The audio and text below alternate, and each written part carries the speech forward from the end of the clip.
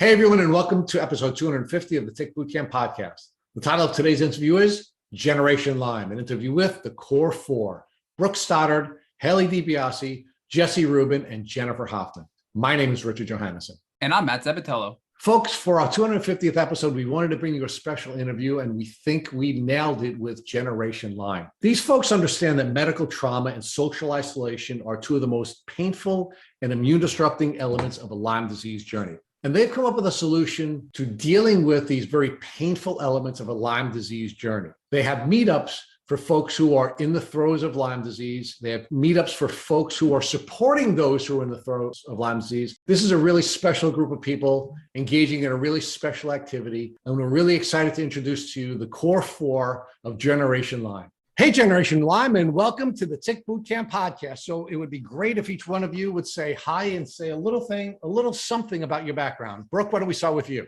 Sure. My name is Brooke Stoddard. I'm 38. I live in New York City. I work in finance, and I've had Lyme disease and babesiosis for about 12 years. Jesse? My name is Jesse Ruben. I'm 35. I live here in Brooklyn. I have been in remission from Lyme disease since about 2016, but had a pretty rough 3 years prior to that. Haley, how about you? How about you say hi to our folks? Hey, I am 30. I live in Manhattan, and I'm currently in grad school. I have had Lyme and many co-infections since I was about 2 years old. Jennifer? Hi, I'm Jennifer. I live in Manhattan as well. I am 37. I've never said that out loud before. I have had Lyme and co-infections for the majority of my life as well. And I work in Lyme nonprofit and other communication stuff. So, Brooke, why don't you start out by sharing with us how the four of you came together and what was your vision for Generation Lyme, your collective vision? Absolutely. I will attempt to do this concisely. But in 2017, Jesse and Haley and I were lucky enough to meet each other. We met Jennifer a little bit later in this story, but back in 2017, Jesse and Haley and I and a couple of other friends were introduced to each other through our parent nonprofit organization, which is Project Lyme. And the six of us at the time came together. We had all been affected by Lyme disease. We all had Lyme disease, and we all had a singular mission, which was to do something in the nonprofit space to help Lyme disease patients. We came up with this idea that we wanted to create a community for Lyme disease patients who were young. The reason is that we were all, relatively young people. We had had Lyme disease for a long time, and we felt like we hadn't ever found a kind of like perfect, uplifting, and supportive community specifically for young people who had been affected by Lyme. And so it became our mission to create that, whatever that was. Over time, that being the mission, we had to come up with what our offerings were going to be in order to pursue that mission. And we came up with two ideas at first. One, we wanted to be a place where young people with Lyme disease could share their story if they wanted to do so publicly on a place where all young people go, which is Instagram. And to date, we've shared stories or helped share the stories of 75 really courageous people who've all been affected by Lyme, live all around the country and around the world, and have wanted to make a difference for other Lyme disease patients and their supporters by sharing their stories publicly. And we're really proud of that. The second thing that we wanted to do was to create a type of safe space, either physically or virtually, for people affected by Lyme disease and people around them, like their parents and their supporters and their coworkers and their partners. And from that idea stemmed meetups. And so for those who are listening, looking for a place to find other people affected by Lyme who just understand what they're going through, we offer at this point 5 meetups every single week. And in fact, we've led 450 meetups for about 5,000 people which was something that started out physically in cities like New York, LA, and Denver, and now happened virtually in a place where anyone can come together no matter where they live, and that's on Zoom. So Haley, talk to us about what it was like to meet Brooke and the other four people that were a part of the foundation of what's now the awesome Generation Lyme. It's always hard to follow Brooke because he is like the ultimate spokesman. Yeah, I had been introduced to these guys through a mutual friend who's actually at Project Lyme. And I had heard about them, especially Jesse, because of the songwriting. And we go to the same doctor's office, but I had heard about them for a long time just through the community. And I had always wanted to create a space for Lyme patients and people surrounding Lyme patients. I just didn't have the energy to do it myself because I was sick. So meeting these guys and them having the exact same vision I had previous, it was just like fireworks popping off. And then when Jennifer came in, it just leveled us up to the nth degree. And it's just, I mean, Generation Lyme is now this huge community. But in the beginning, when it was small, it was, even for me, I was at remission in the time.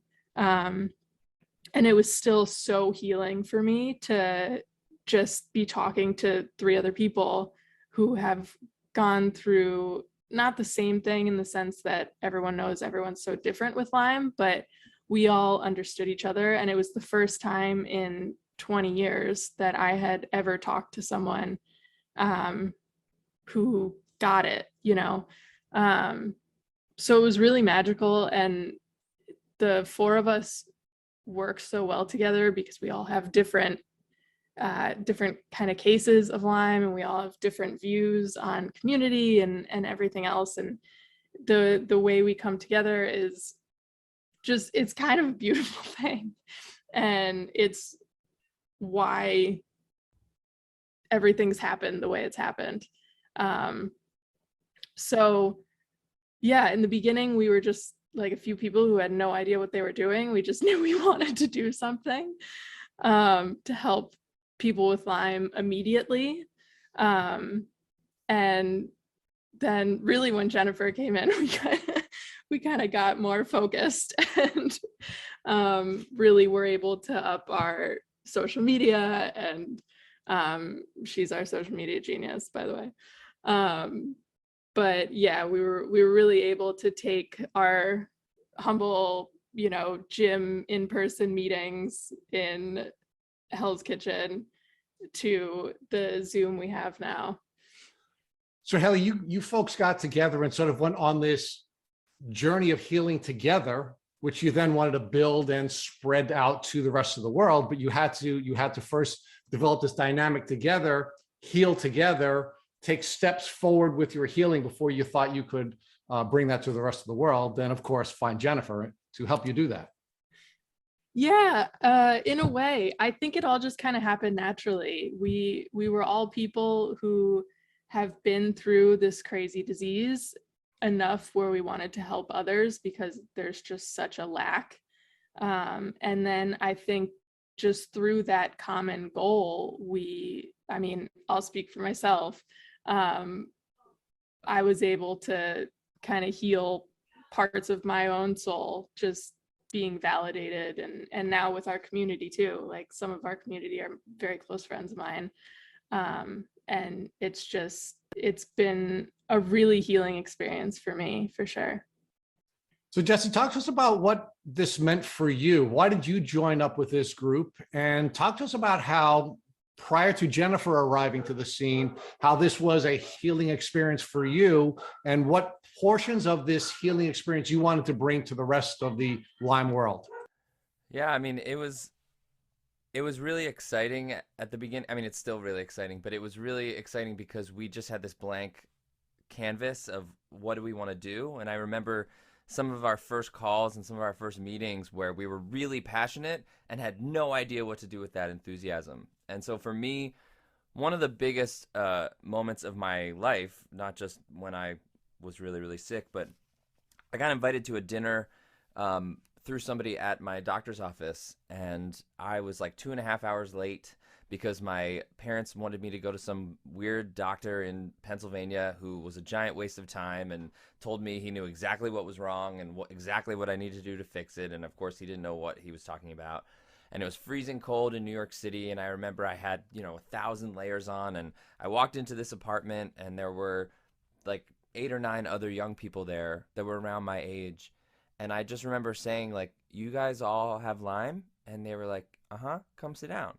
And that was like a huge turning point, just that moment. For me personally, and I think a lot of other people, the mental and emotional component was really, really difficult. The people not believing you was like just impossible to deal with. Like on top of being so sick and thinking you're going to die. And then all these people that are closest to you in the world are telling you that they don't believe you. At least that's what was happening to me, right? My parents, my sister, my girlfriend, now wife, her family, a lot of my friends, like people just thought I was going insane. My mom thought I was depressed. I was, whatever it was. And I really went from like, in that moment, I went from like, I don't want to be alive anymore to, I think I want to, I need to keep doing this, and I need to get through what's happening. So when we started Generation Lyme, I was really, really passionate about bringing people community. And so when we decided to do stories and meetups, it was really exciting.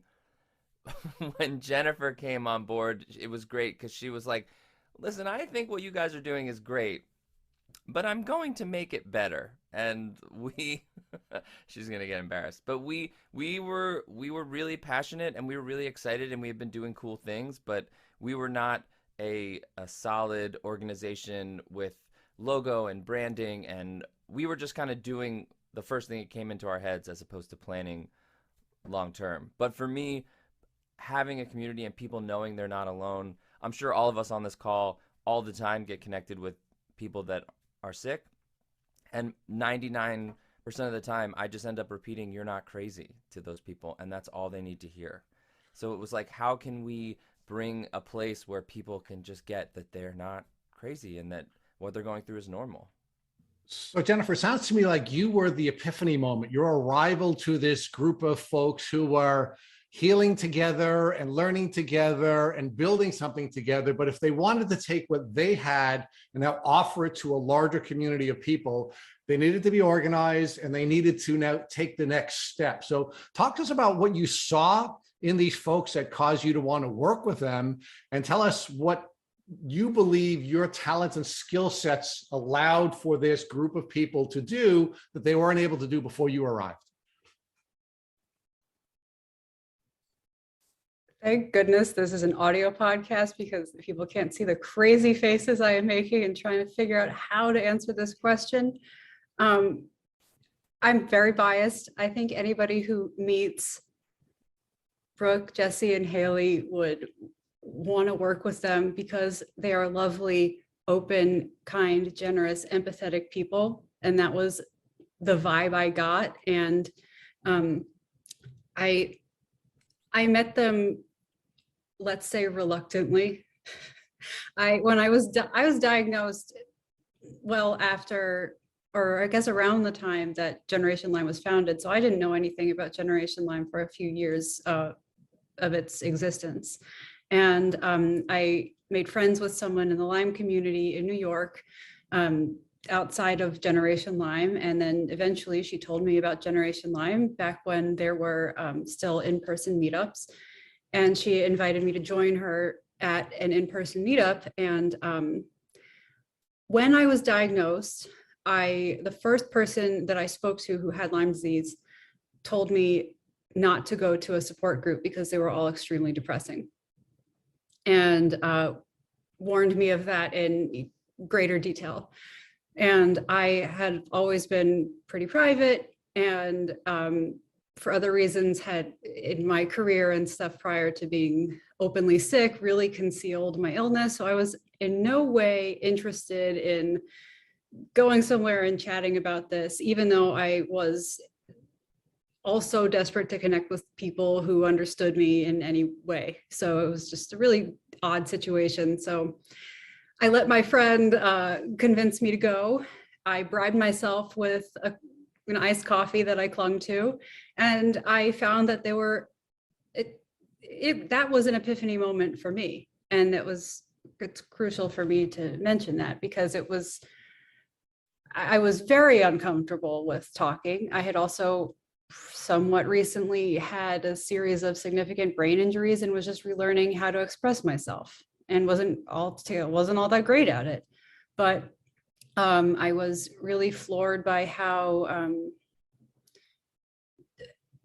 non-judgmental everybody was, and how open everybody was to the variety of experiences the entire group was having. And and so that changed my mind. And it was also a really uplifting place. It wasn't depressing at all. And people wanted to connect, and people had a good time and looked forward to being there. And that was a really, that was an epiphany for me, as I said. And I think it might have been the second meetup that I attended, where I recall Brooke saying, does anyone here have ideas about how we can, what we can do with Generation Lyme? And it's just my personality, my background, I don't know. And I was like, yes. And I was so excited because as we've all experienced, if we've had this disease for any length of time, or, any degree of severity whatsoever, it's horrible to feel stalled by it. And I had been feeling very stalled by it. So I was really excited to have the opportunity to express any ideas I was having, or just like have ideas, and to have those welcomed. And then, and I was also really happy that Brooke was like, great. And so we met for coffee, and I had a whole long list of ideas, and he was really nice. And I thought that it was just going to be that I was giving advice, here, enjoy. And then I think within a week, I was at Jesse's apartment with the whole group having brunch, and they were like, welcome to the board. You will be carrying out your advice, your ideas. And I thought, oh boy, because I wasn't in remission. I was, but I was nervous about my ability to complete the tasks, but I was also really excited by what that might mean, because I needed to do something for myself and for others. And my style of coming in is like, I think I came in pretty hot, and I was like, so what is your mission statement? What are your core values? Let's do exercises to determine these things. We should have a brand identity. What do we do when, series of, like every possible scenario? What is our XYZ? Let's have a website eventually. And I think at first, especially when the group was larger, we were like, what are you doing? And I was like, but I was just, it was 2020 as well. So we were all inside just trying to help out. And that's how that all started. So Brooke, let's talk a little bit more about this experience, right? So what wall had your little group run into when the good Lord sent Jennifer to you to try to help you to take the next step? Where were you guys at that time, and what walls were you trying to overcome? Sure. There's this cliche that I think about all the time in the context of our 4-person high-functioning team, which is, if you want to go fast, go alone. If you want to go far, go together. And so I think of Jesse and Haley and me at first, having a goal, having a mission, having enthusiasm and passion, but to some extent we were working alone. And then the together part happened when we were fortunate enough to meet Jennifer, because Jennifer came and from an outside perspective looked at what we were doing with this passion and enthusiasm and this goal, and she said, look, you can put some structure around your organization and you can go much farther. You can have a social media plan that's more modern, and you can help more people. And we really bought into that. And we tried to foster this place where someone like Jennifer could come in and do exactly what she believed in and wanted to do. And so I'll be the first person to say that when Jennifer and I had coffee, I did my best to be welcoming, but I also had a way about me. And so I was a little skeptical of some of the ideas. But as I peeled back some of the reasons for that skepticism, I realized that Jennifer was right about a lot of what she was telling us to do better and more efficiently and optimally. And as the four of us really started to discuss things and work together, Jennifer helped us break down this wall, which I would describe as we had an idea, we were sharing stories, we were experimenting with meetups, but we were only reaching a certain number of people. Jennifer helped us reach, multiples number of those people. And that's what we wanted. I mean, we want to help, just like, both of you, we want to help as many people affected by Lyme as possible. Jennifer helped show us the way. So Brooke, every team ultimately has a moment where you come together, that there is this sort of piece, there's this element of glue that needed to come together to allow everyone to be as good as they could be. And it sounds like Jennifer was that sort of missing piece. Now you have this team together, you're now working together instead of 3 or 4 or 5 people walking on these individual paths, to use your metaphor. Your team is now working together. So what's the plan? How do you guys now plan to move forward now that you finally have a cohesive team? Yeah, great question. Well, I would agree. We do have a cohesive team, and what's amazing about the four of us is we've worked together now for a couple of years, and we do we have different backgrounds and we have different skill sets and sometimes different philosophies. And when we come together as a team and talk through the optimal way to achieve our goal as Generation Lyme, usually with enough time, we can come to a really solid team-based decision. And I love that about us. And I think it's really efficient. What do we want to do going forward? I mean, frankly, I think we're really happy with what we've been able to provide Lyme disease patients to date. But what I also love about the four of us is I think we're all in this for a really long time. And so we have some runway to figure out how to keep contributing to Lyme patients and their communities over time. I'll give you. Let me interrupt for 1 second. I'm really asking you to look back at the moment where now the four of you have come together. Jennifer now is the glue. And what were you planning to do at that moment? Not what you are looking to do moving forward, which we'll talk about a little bit later in the podcast. But at that moment, when you come together and you now have your team, what is the vision that you four have moving forward at that moment? Sure. One of the visions back then, although this could be answered in a couple of ways, but one of the visions was we want to offer as many meetups on as many days during the calendar year as possible. Now, there are other services and assets that we have sort of developed under the Generation Lyme umbrella in addition to meetups. But that was a very clear goal of ours back then when this glue was coming together and we were really solidifying the team. Let's just say back then, we were figuring out the transition from physical in-person meetups to Zoom meetups. And we were probably offering 1 or 2 meetups every week. But we wanted to get to a place where we were offering 3, 4, 5 meetups per week. By the way, in the future, we'd love to offer 7 meetups per week. And we also wanted to offer different types of meetups. Back then, we offered one type of meetup.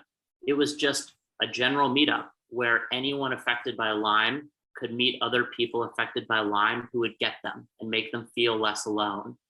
Today, thanks to this cohesive team, we actually offer 13 different types of meetups for a variety of different groups of people who have been affected by Lyme as well.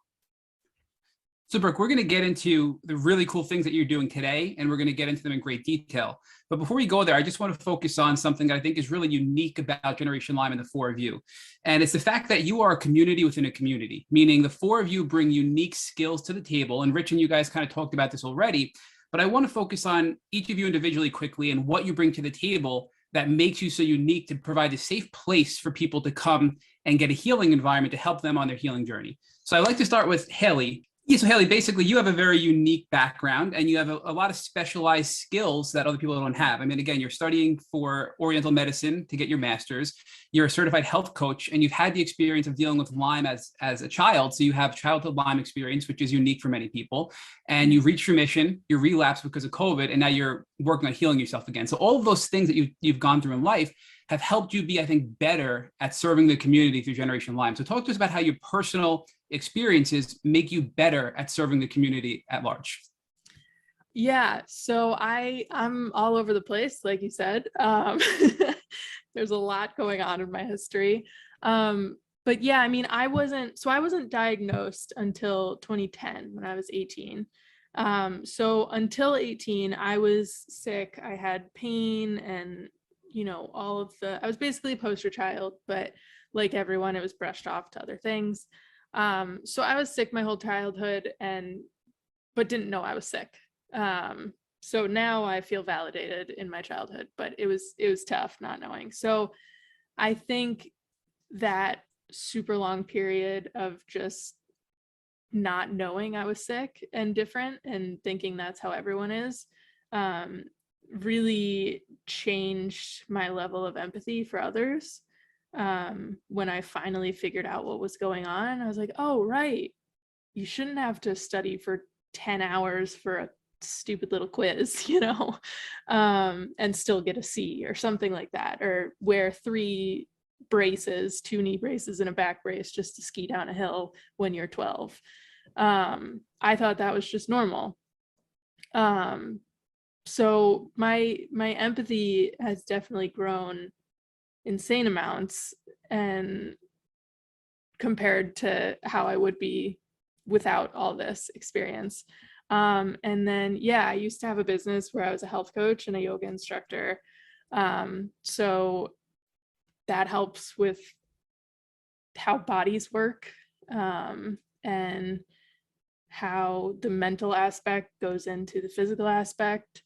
And I'm really big on that. And that's another thing about, sorry, Jennifer, to bring you up again, but her remission or bust idea is something that I've struggled with my whole life because I'm a very stubborn person and I have ideals like we all do. And especially the past couple of years, I did relapse because of mold and COVID at the same time. And it was really tough. And I actually got some backlash that I was sick again. And I kind of lost my identity for a while. And before I relapsed a year and a half ago, let's say, I thought I was really good at helping people and I thought I knew a ton, but this is actually the 3rd relapse that I've had. But it really woke me up on a lot of levels. And it kind of coincided with Jennifer's podcast with you guys with the remission or bust thing. And that was at the same time where I kind of lost my identity of like, I'm supposed to be helping people and I'm like a light for them. And now all of a sudden I'm back being bedridden and in a horrible place. And it was really tough. But honestly, this community, the 3 other people on this call and the Generation Lyme community in general helped me so much. It was such a game changer comparatively to when I was in undergrad years. I wasn't in college because I had to drop out, but I was completely bedridden for about 5 years. And I had no community then. So it was just me and my cat at the time. And my parents. I'm very lucky to have supportive parents and resources that come with it. But as far as a community and people who got it, I just didn't have it. And I think that desperation and awareness that, wow, if I had someone to say, you're not crazy, like Jesse said earlier, or anything along the way, you know, I wouldn't have been as suicidal as I was. I would have had more hope. I would have, you know, been more thankful that I was even there. I wasn't supposed to make it through. So honestly, just the community members have taught me more than my past history. I know I have all these certifications and degrees or whatnot, and now I'm in school to become an acupuncturist because it's a fascinating medicine, and it helped me a lot in my healing journey. But really, it's been the Lyme community who's taught me everything. Really, I mean, obviously not everything, but the majority of what I know and how I approach people and my life on a day-to-day basis, it comes from the community. So Haley, I think you hit on a key part here where not only are we helping the community, but they're helping us as well. So when you had your relapse, they gave back to you and contributed to your healing. And now you're doing much better because of being an active part of that community. And for the record, I mean, Rich shared it, but I want to share it as well personally, that Jennifer was one of my favorite podcast guests, and she has helped me significantly on my own healing journey as well. So Jennifer, we are huge fans of you, as much as Rich was kind of prodding, because, you know, Rich and I do disagree at times as well. So there's never as seamless as a path to success when it comes to groups like yours as people might think on the outside, is what Rich was trying to point out there, I think. So, but on that note, I want to pivot to Jesse next, because Jesse, you have, I mean, a really great background as well. So, you know, you're a singer-songwriter. You were so sick that you took, I mean, in your bio on your Gen Lyme website, you talk about how you took every single drug and supplement on the planet, right? You got really sick pretty aggressively, and then you reached remission. And you, I mean, have a really, again, you have over 40 million streams on your music, right, that you have out there.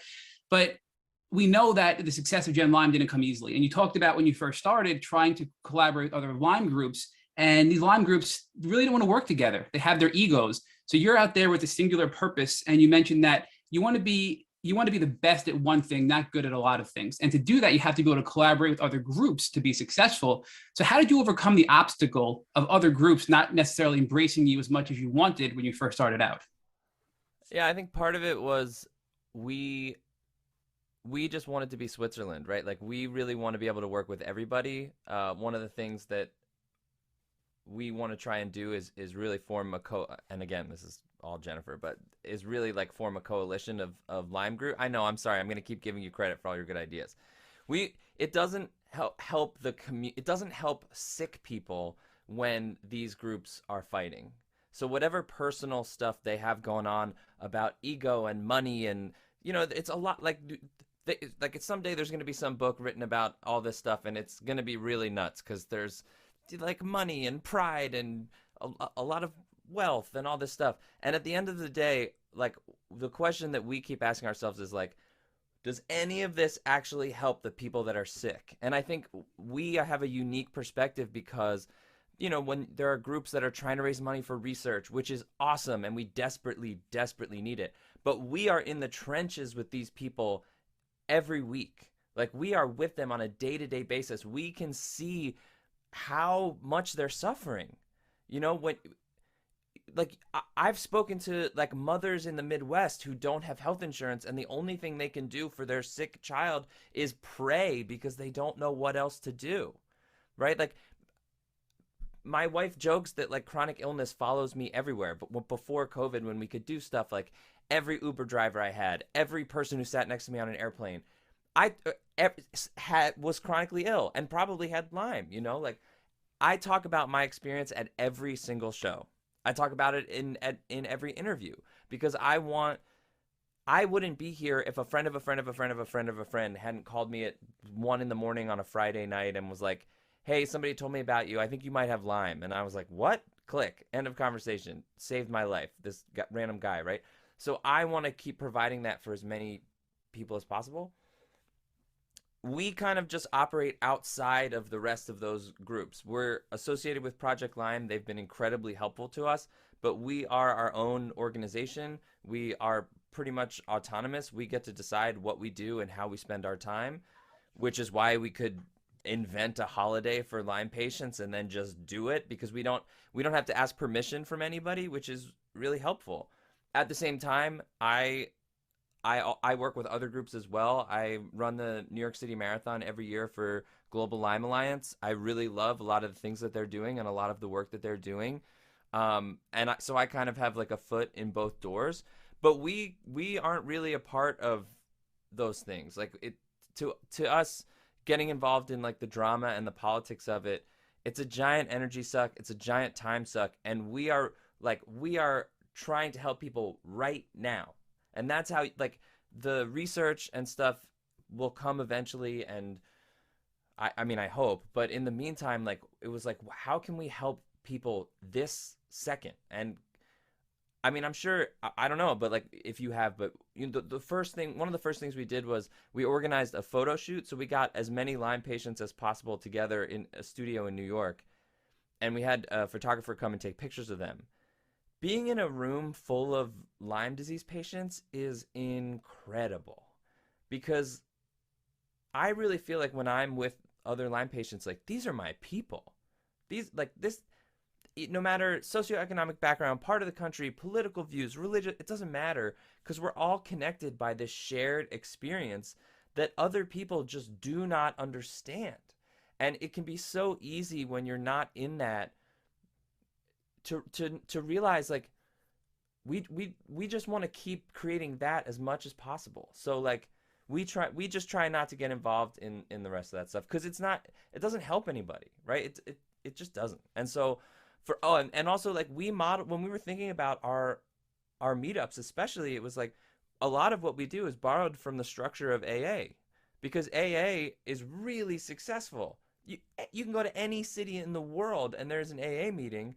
And we don't want to reinvent the wheel. But like, when we started these meetups, my vision for these meetups and our vision for these meetups was, anywhere in the world you are, no matter what time it is, there is a meetup for you.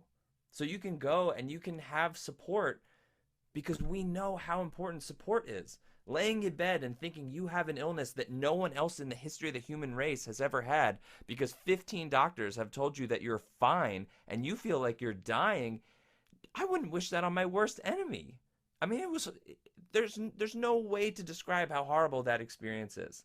And we have met thousands and thousands and thousands of people whose stories are exactly the same. And sometimes they live 25 feet from each other and they don't even know. So we're trying to shine a light on all these people so they can be connected.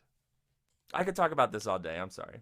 Jesse, we couldn't agree more. And I think this is the unspoken part of the Lyme community. When you start to form these groups to help, you start to realize the politics, the special interests, the egos that go into running these groups, and it becomes difficult to collaborate and work together as a team, which makes our job harder to raise awareness and ultimately influence change. And I think that's the ugly side of this piece that many people on the outside don't really see as often as we do. So thank you for explaining that so well, so people can understand what's going on.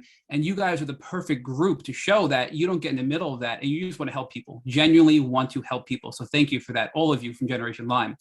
And, you know, we did talk a lot about Jennifer's background, and Jennifer is super talented and brings so much to the table to Gen Lyme. But I do want to now go over to Brooke, because Brooke, I mean, you are a genius, right? I mean, you are just a flat out genius. So you have an MBA in finance and management from Wharton. You have your BA in history from Princeton. And, you know, you've just have gone through so much in your Lyme journey and have made such progress. But I think beyond all that, the most special thing about you is your kindness. And the title of our podcast episode, which is Kindness Personified, from when we interviewed you, Brooke. And I think that particular asset that you bring to the table is what makes your meetups so unique. So now, specifically talking about your virtual meetups that you run today, and again, you're doing 5 per week, you have a great community.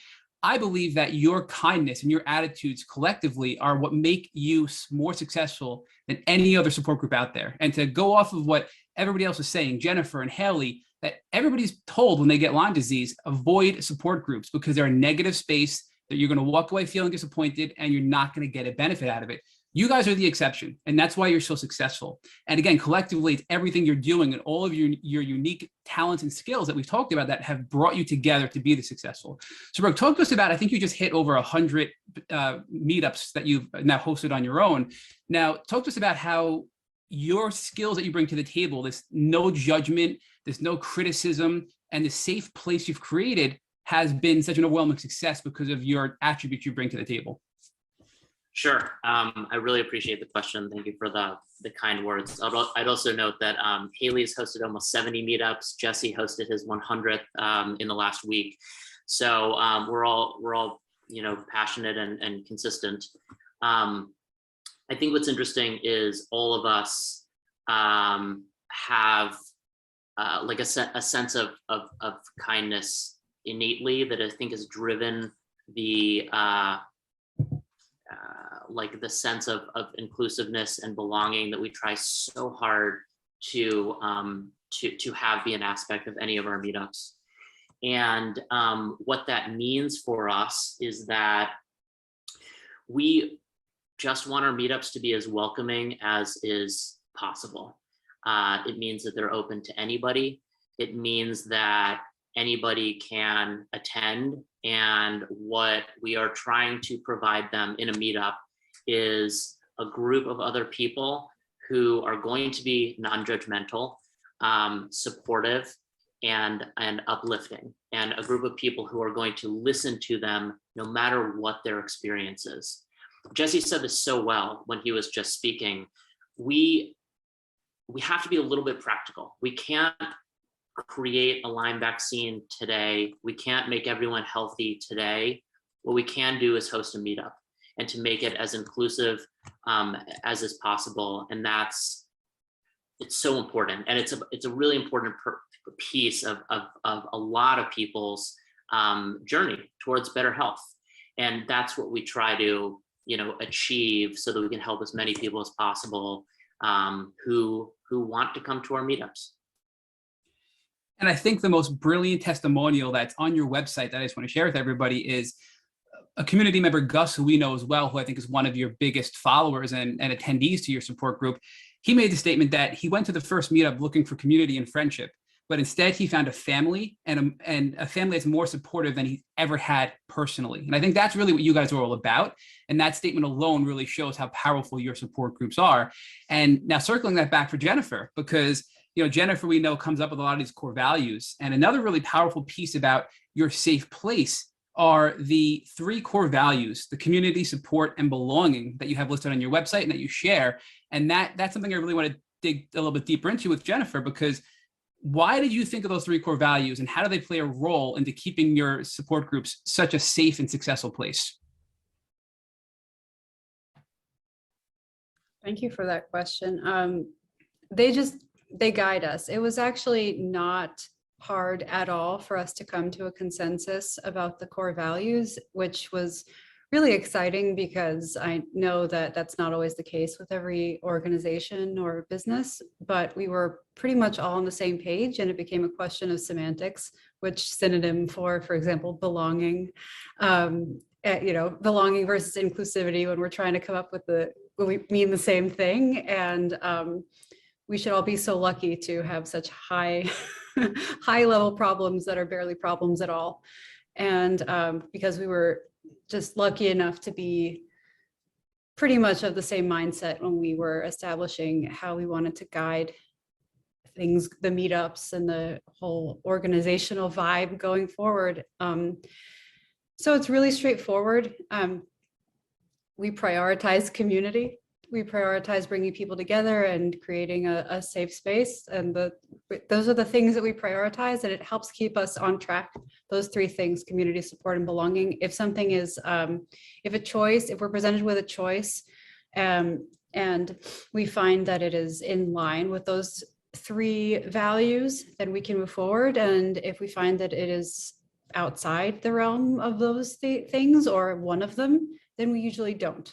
Then we don't. And it really helps us deliver, as Jesse has mentioned, a high level set of meetups or community generally. It helps keep us good at what we're doing, and we can really back up our actions by holding strong to those values. The belonging is about inclusivity and keeping people as safe as possible from any sort of harm, whether it's sexism, racism, harassment, etc. And we're always updating. So if something that we covered or isn't, for example, in the initial language of the meetup, we will change it. And it's part of the feedback that we like to get from our community and our hosts. The support is, we do this for support, to support the Lyme patient population, including families and loved ones, et cetera. And community is how we do it. It's what we're all about.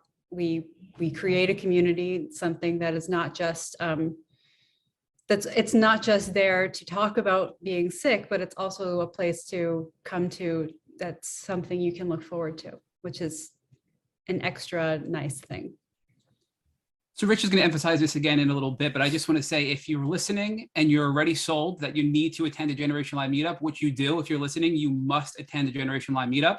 You can go to their website at genlyme.com/meetups or follow them on Instagram at generation_Lyme. And we're going to be repeating that again a little bit later after we do some more myth busting about why support groups may not be good for you, especially Gen Lyme. So the next question I have, though, is for Haley. So Haley, talk to us about why you went from having these general purpose meetups like you did in person in New York City and in LA and Denver to then going to virtual, but then now breaking up your virtual meetings into specific types. So we know you have like college meetups, you have burning question meetups, you have woman meetups, you have partner meetups, parent meetups.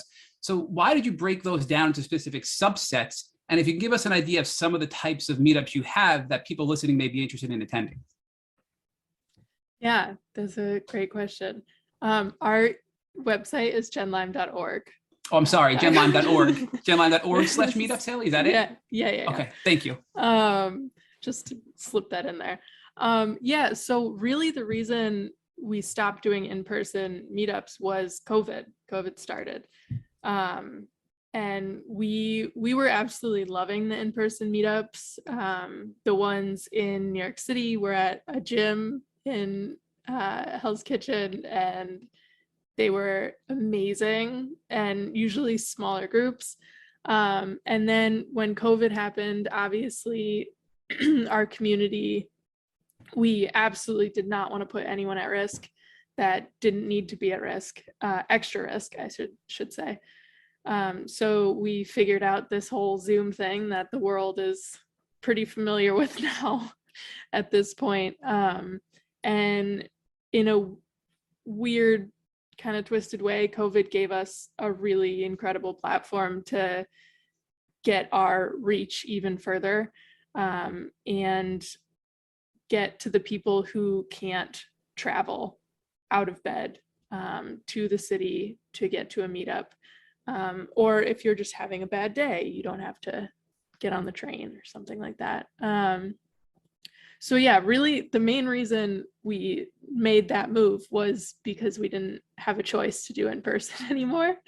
And then we just realized it was an amazing move. So in the future, I think we would love to get back to the in-person meetups, but I don't think we'll ever get rid of the virtual meetups, because they've been such a valued resource for everyone involved. And as far as the specialized meetups, part of it is the four of us, and then a huge part of it is our hosts and our community.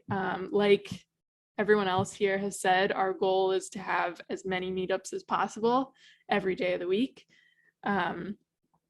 And we already see that starting.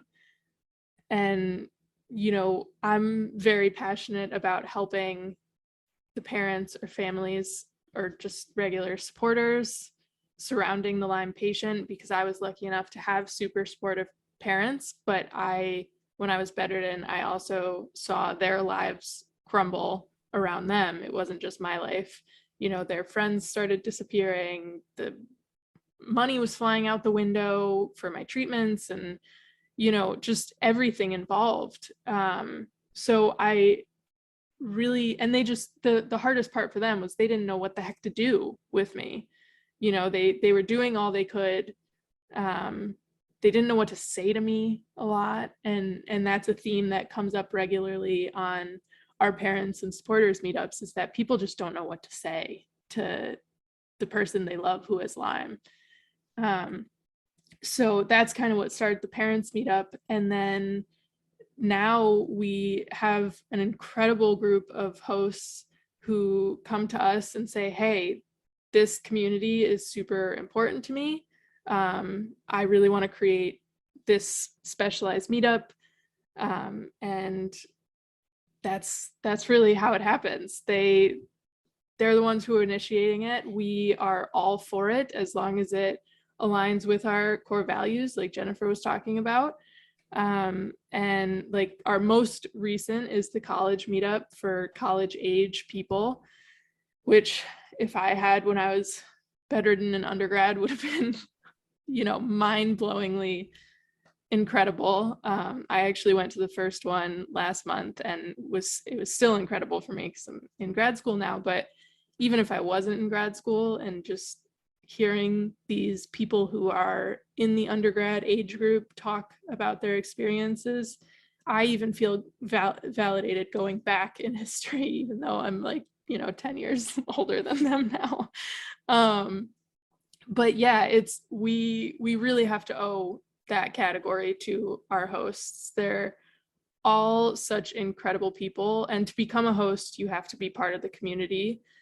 So they are very familiar with our core values and they share our core values. And they're just as passionate and kind and incredible people who just want to help people. So yeah, that's how those specialty meetups are made.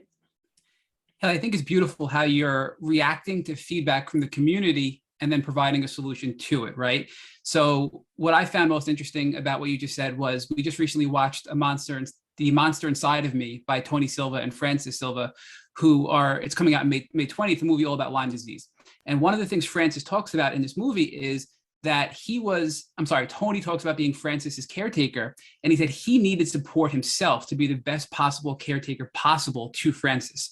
And that in order to do that, he had to have a support network of his own. He had to have therapy. He had friends and family to support him because it was hard for him to be a caretaker of somebody who was debilitated. So I think what you're providing with your partner meetups, your parent meetups, your supporter meetups are providing a really important missing piece in the Lyme community that can help the supporters support themselves to help people like us get to health. And that's a really important missing piece of the puzzle that many of us forget. So thank you for creating those groups and supporting the people that are loving and caring enough to be there to help us through these hard times. And my next question is for Jesse, because this is something we hear all the time. And whenever we recommend Generation Lyme, one of the things we get most often is, as you all noted, support groups are very toxic. Support groups, I walk away feeling negative. I don't gain anything out of it. And I'm working on healing physically and emotionally. And I don't want to walk away feeling emotionally drained. Jesse, how would you counter that for everybody listening who thinks this might be a good fit for them, but they've been to other groups, have had really bad experiences, and are hesitant to take a step forward to join a Generation Lyme group? What would you say to them? Yeah, well, first of all, like I get why those support groups are not always great. Like you have people that have been suffering for so long, they're not going to be happy about it, and I think we all understand that. It's just a matter of our meetups are designed, everything we do is very intentional. The language we use, we spend a lot of time on it.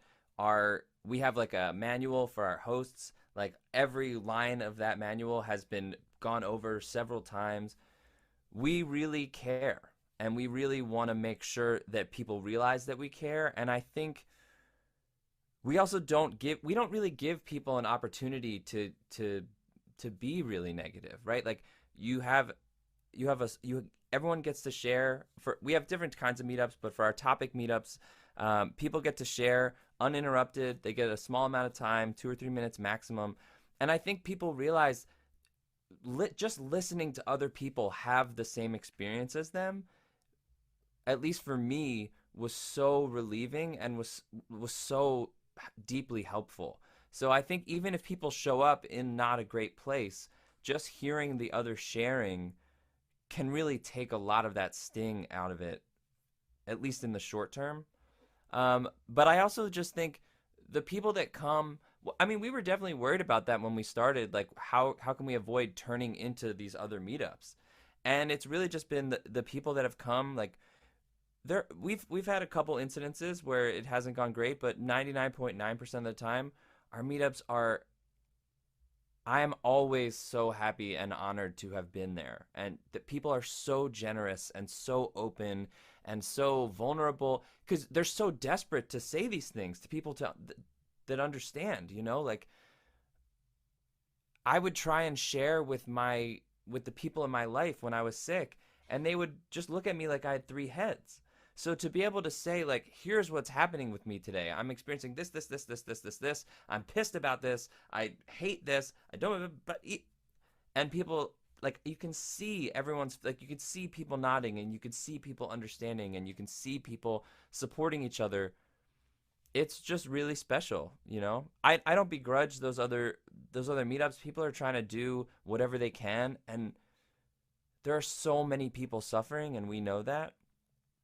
So we really just, if you're listening to this and you're thinking like, I don't know, like people are really private. Brooke didn't even want to share his story. That was like a thing that we had to deal with. Brooke was like really hesitant. I'm very different. Like as soon as I got sick, I was telling everybody all the time. And I still, like for a long time, I would introduce myself like, hi, I have Lyme disease. My name is Jesse, right? So like I've been very open about it. And so a lot of people are really private with their health, you know, or they're ashamed or they're embarrassed.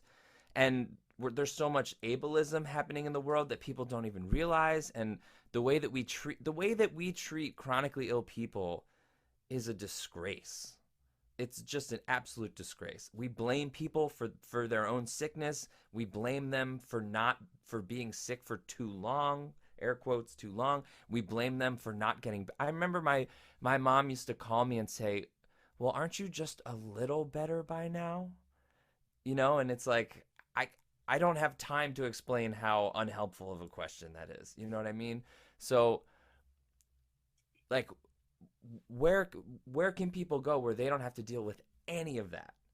You can go to a Generation Lyme meetup. No one will question any of the things that you're dealing with, right? Like, it's just not going to happen. It doesn't happen because there's so much overlap in people's stories, right? Like when I was seeing all those doctors and being told that nothing was wrong with me, I thought I was going insane. Like, how could I have this illness that no one knows what it is? There's all these smart people telling me that there's nothing wrong with me. What is going on here? And then you come to find out that there's like hundreds and hundreds of thousands of people who have all had the same experience, probably all of us included, right?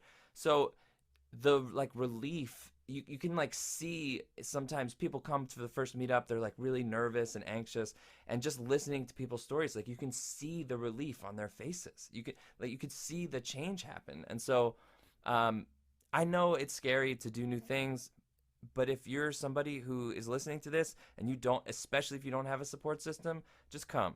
Our meetups, we have spent a lot of time making sure our meetups are as inclusive as possible. You don't have to speak if you don't want to. You don't have to have your camera on. You can be as sick as you are. You can just have it in the background and you can just listen. And there are people that just listen every week. There are people who we have spent that I've spent hundreds of hours with. I've never seen their faces. I've only heard their voices, right? So like and that was another thing. That was another thing we were dealing with in-person meetups is like we're asking really sick people to like travel. Like, which is horrible, you know, it was terrible for them, but we knew the value of connectedness. So luckily, yeah, I mean, COVID helped because it made Zoom like a thing immediately we didn't have to deal with that. Also, I just want to say real quick, when you're watching The Monsters Inside of Me, you should pay special attention to the song playing over the credits. I'm just saying. But yeah, so for us, and we get that all the time. Like people are like, I've been following you guys for years, but I just now am starting. And people are always so relieved that they came because you can't deal with this by yourself. You just can't, you know? So Jesse, Rich has a name for me that I'm not comfortable sharing on the air as far as what I am when it comes to going to Lyme groups. So I have probably gone to, well, I can tell you, I've gone to every single Lyme group I'm aware of at least once. And what we like so much about you guys is that, you know, and Brooke talked about this a little bit offline with us, that practice makes perfect. And the more consistency you have, the more you show up, the better you are. And you guys by far are the best at running a Lyme support group.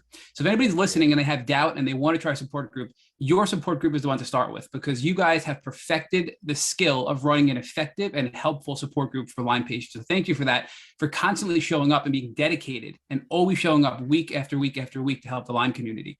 So following up though with Brooke, I do want to ask, because some people still may think, you know what, I attend a Lyme support group with you guys, but I want to do more. What else can I do to help? I'm still sick. And I know you guys do a lot of cool things, like where you let patients come and share their stories, and you'll share a photo of them with their story. And there are other things, other ways patients can participate and contribute to help raise awareness to the community. So Brooke, can you talk to us a little bit about the things that people can do beyond attending a support group to help and contribute to the Generation Lyme community?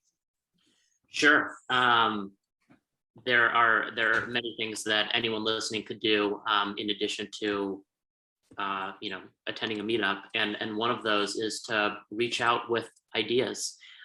This is what Jennifer did several years ago, and it's what Haley talked a little bit about. But for those who are affected by Lyme and want to get more involved in the Lyme disease space, potentially through Generation Lyme, send us an email, info@genlyme.org, or send us a DM on our Instagram account. And we read every email, we see every DM, and we are more than happy to communicate with people who have ideas about things that we could do better, and also ways that we could help more people. And so again, what I love about the four of us is we're pretty on top of those of those methods of communication, and we're always going to do our best to think about great ideas and to move some of them forward if we can. So now I want to ask about Gen Lyme Day, because I know this was the brilliant idea of Jennifer. And Jennifer, I was an attendee of the entire day, and it was just an amazing experience to be a part of that and share that with you guys. So thank you for your Gen Lyme Day that you did this past summer. And the first question I have is, are you going to do it again? Oh yeah. So I'm so glad you were there and that you liked it. So Jennifer, talk to us though, for those that didn't attend or saw about it but didn't really fully understand what it is. I mean, simply put, it's a new holiday you guys created just for Lyme patients. And it was such a great experience and an uplifting experience that left me on a high all week, frankly, after that, because it was so well done, especially with the performance by you and Jesse afterwards. I mean, we were just blown away by how talented you and Jesse are and that beautiful presentation you guys put on for us. So thank you for that as well. Don't include me. No, you deserve it, Jesse. Stop you both it. were brilliant and super talented. So I don't want to hear it. You guys are great. You're amazing, Jesse. But Jennifer, talk to us about what exactly Gen Lyme Day is and how you made it so successful, because frankly, it was amazing. And I mean, the feedback you received and feedback we received just from posting a little story about it was overwhelming. So talk to us about what went into it, what it is, and how it was so successful. That was, okay, let's go back a little bit. So we, we had a holiday party in the wintertime last year, our first holiday party. And that was that came out of, so we had this community. We're creating new meetups because people want to be seen. We're trying to amplify people's voices in ways that make them feel safe, seen, heard, etc., and give them a space to feel like this is the thing that I care about, and I can talk about what I want to talk about here. So we have everything from the parents meetup to what Jesse put in the chat is the pet meetup that people wanted to talk about the support animals. And that's relevant because people got excited about these things. So when it came around holiday time, we thought about how can we serve our community, and we elevated our services a little bit to start offering holiday cards. And then we thought, we can have a party. We can do it over Zoom, and that's going to be a new thing that we do. But holidays are hard. They can be really hard generally. They're crazy hard for people who are ill. And we're in the middle of this crazy COVID situation. Let's do this. And it was really successful. It was really fun. So around 6-ish months later, summertime, we thought, well, we should do something again. What can it be? And we thought about another event, and that just morphed into, let's make it a holiday. And we have a great name to turn into a holiday, because yes, Generation Lyme is the name of our group. But if we're creating a day, as it was to, or as I should say, as it is, to honor the people of the Lyme community, so everyone, we can expand that to be Generation Lyme Day, meaning everyone who is dealing with Lyme disease right now in this current generation, every single person, patients, supporters, etc. And it's meant to include everybody. So the day was meant to be positive, not just an awareness day, but really a day for us and anybody who wants to be, feels like they're a part of us, the Lyme community, or whether they feel like it or not, they kind of are. So what we did was we had a full day of accessible online activities that everybody could be a part of for free from home. And again, we expanded our offerings. Normally, we don't do anything educational or instructional. We just create a space where people can come and share their experiences. But that day, we did a variety of activities that people could enjoy. So everything from pre-recorded talks with community members about perspective, nutrition with a little cooking show, emotional freedom technique, the tapping that Haley did with another guest. So we had some special guests, we had some professionals, we had community members. We did talks about how it's okay to not be okay. We had Brooke did a Q&A with our community. We had a live recorded podcast. We actually met in person for all of this. We posted an article ahead of time. We had plenty of pre-recorded stuff. We had an advocacy Q&A with Ali Moresco, and then a regular Saturday meetup, because I don't think this has been mentioned yet in this podcast, but we have never canceled a meetup, and that's something that we prioritize very heavily. So it was a Saturday, we held our Saturday meetup, and it was, I think, our largest meetup attendance to date. And then we culminated that day in a Jesse Ruben concert, and I got to sing with him at the end. It was really, really fun. And what we also did for people who might not be there live viewing it in the moment, we created some printouts that people could either print and write on or complete online or digitally. And so they could share, like, on this day, here's what I'm doing. Here's how I feel. And the idea is you don't have to feel, there's no pressure to feel good. There's no pressure to feel any way. You don't have to be active today. It's not like, as we all know and talk about, our symptoms don't go away because it's a holiday. Our symptoms don't go away because we have plans. And this day, it's Gen Lyme Day. It's worse. We're talking about Lyme disease. Of course, they're not going away today, but we want to focus on you for who you are and celebrate you for who you are, exactly where you are. And so we had a variety of really powerful contributions from community members all over the place, talking about their hopes, their not so great feelings, their great feelings, and everything in between. And we also put everything that we recorded on our website, genlyme.org, and on YouTube and on Instagram, so that everything would be accessible after the fact. So there's no FOMO. You don't miss anything. There is FOMO, though, because there's something about being there live, Jennifer. So if people are able to, they need to show up live when you do the second one. So we're highly encouraging that live experience is something different than the pre-recorded. Granted, watching your performance and everything is great to watch after the fact, but there's something special about being there live, I feel. So that's my personal opinion. Well, thank you. It's just, we talk to so many, there's thousands of thousands and thousands of people in the Lyme community and in our community at the Generation Lyme. And so we know not everybody is available. Not everybody is available all day. We wanted to, and it was really cool to get to include people who have not really had the spotlight on them at Generation Lyme yet. And that was something we got to do that day. And so it was just so exciting. So we didn't want anybody to feel like, if you can't drop everything and be here all day, it's still your holiday. Basically, every single thing we did was designed to be like, this is your holiday. And if you can't do things at this level or in this moment, it's still your holiday. If you don't feel great and you think this sucks, hey, we still celebrate, everything in between. So I'm going to embarrass Rich a little bit here, because when just for the listeners, we created a post of your beautiful performance and we shared it with our community. And Rich had to have played it at least dozens of times, probably hundreds of times.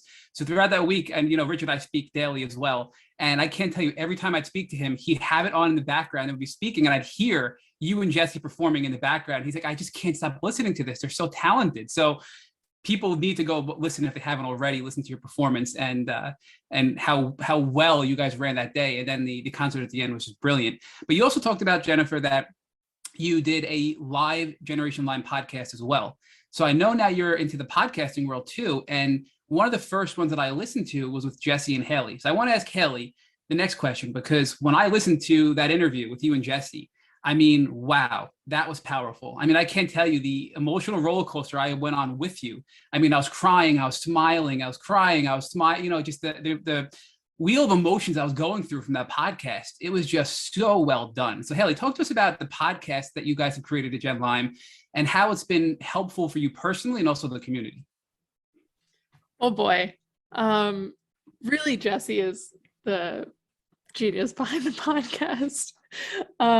He's just incredible at interviewing, and really we started it to try and put a face to the organization.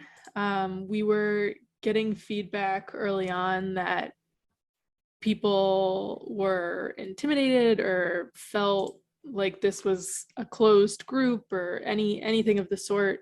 And we just wanted to say, like, hey, this is the 4 board members. We've been through Lyme just like you have. We created the space because we care. And basically everything we've been talking about on this podcast. So really it simply started to put a face to the name, or 4 faces, really.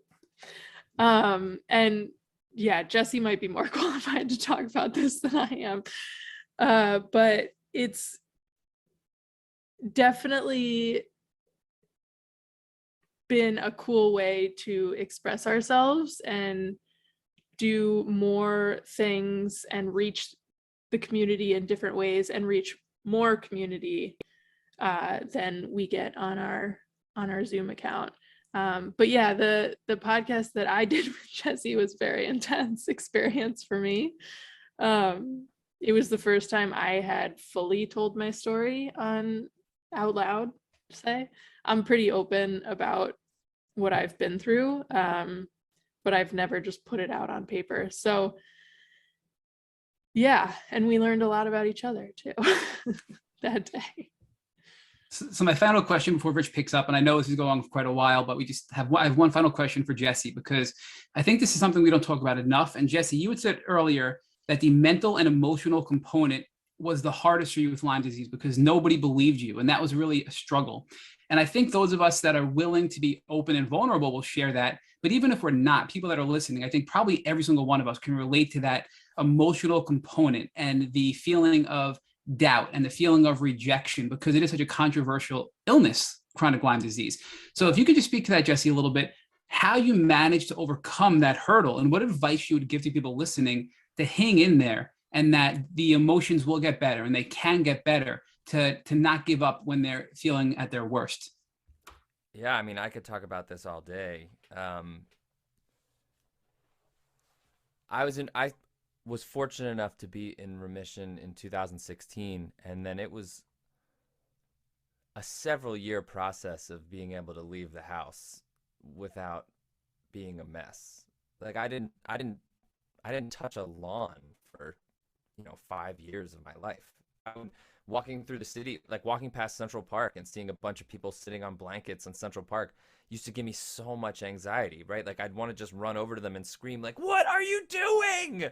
Run!" Like if you knew how nonchalant you were being with your own health, and for me, I think that comes up when we're dealing with COVID stuff too. I think there are people and I would have been like this too. Before I got sick, I was just like a healthy person. I never thought that anything like this would ever happen to me. And don't get me wrong, I was really sick too. But emotionally, it took a toll. I think all of the board members, at least, there's some level of PTSD going through something like this, just because your body is like fighting so hard just to get back to normal. And I just remember years later, like probably 4 years after I wasn't getting treatment anymore, and I called my mother, because Lyme has impacted my relationship with all of the members of my family. My relationship with them now is different than before I got sick. And I just remember calling my mom and saying, like, I was a good kid. I never got in trouble. I didn't drink or do drugs. Like I was a straight A student. Like I was a good kid, and my relationship with my parents was pretty great. And I called my mother and I was like, I just have to know, like, why would I lie about this? Like, why I've never lied about anything. I never ever, like, we've always had a great relationship. Why would you think that I was just all of a sudden because if you're going to make something up, why would you make up having an illness no one even believes is real? Like, why would you even do that? No one would ever choose to do that. So it was like, and her answer after a long time was that she just literally couldn't handle the reality of what was happening to me, where it was like so upsetting to her that it was easier to just kind of ignore it. I got my dad will never listen to this because he asked me recently, like, what is Generation Lyme? And I was like, okay, never mind. But I got an award from Global Lyme Alliance a couple years ago, which was really wonderful. And to her credit, my mother introduced me and acknowledged that she had not been very supportive, and that was really tough for her. But I was sitting there with my dad at this gala. Actually, Jennifer was there. That was kind of how we met. But I was sitting there at this gala, and they played a movie of these young kids with Lyme disease, and there was a girl in a wheelchair, and my father is sitting next to me watching this movie and looking at the screen like, wow, that's awful. Wow. And he turned to me and he was like, I had no idea it could be so bad. And I was like, why do you think we're here?